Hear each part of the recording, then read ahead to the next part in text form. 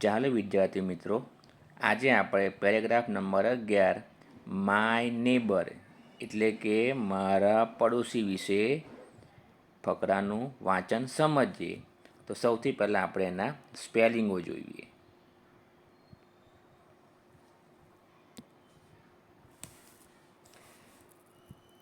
પ્રથમ છે neighbour. Neighbour એટલે પડોશી. ટીચર એટલે શિક્ષક. ટીચીઝ એટલે શીખવે છે. કાઇન્ડ એન્ડ હેલ્પફુલ એટલે માયાળુ અને મદદરૂપ. સમટાઈમ્સ એટલે કોઈક વાર. ફ્રેન્ડ એટલે મિત્ર કે બહેનપણી. સન એટલે દીકરો. ડોટર એટલે દીકરી. નેમ એટલે નામ. પ્લે ટુગેધર એટલે સાથે રમીએ છીએ. ગુડ મેનર્સ એટલે સારી રીતભાત. લાઈક એટલે ગમે છે. સ્પેલિંગો વાંચ્યા પછી હવે ફકરાનું વાંચન કરીએ.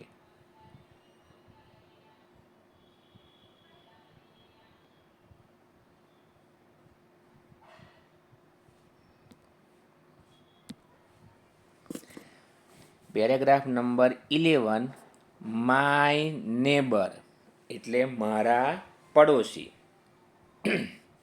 તો ફકરો વાંચી.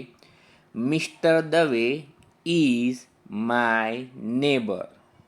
શ્રીમાન દવે મારા પડોશી છે. He is a teacher. તે શિક્ષક છે. He is a kind and helpful man. તે માયાળુ અને મદદરૂપ માણસ છે. Sometimes he teaches me. કોઈક વાર તે મને ભણાવે છે. Mrs Dave is also nice and helpful. શ્રીમતી દવે પણ સુંદર અને મદદરૂપ છે. She is my mother's friend. તે મારી મમ્મીના મિત્ર છે. The દવેઝ have 2 children. દવેને એટલે કે દવે પરિવારને 2 બાળકો છે.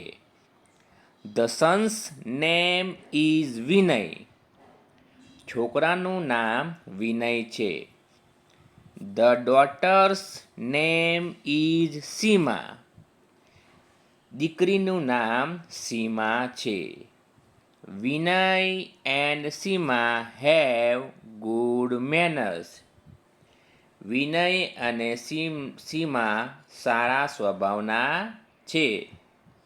We play together. અમે સાથે રમીએ છીએ.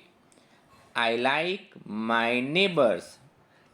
મને મારા પડોશી ગમે છે.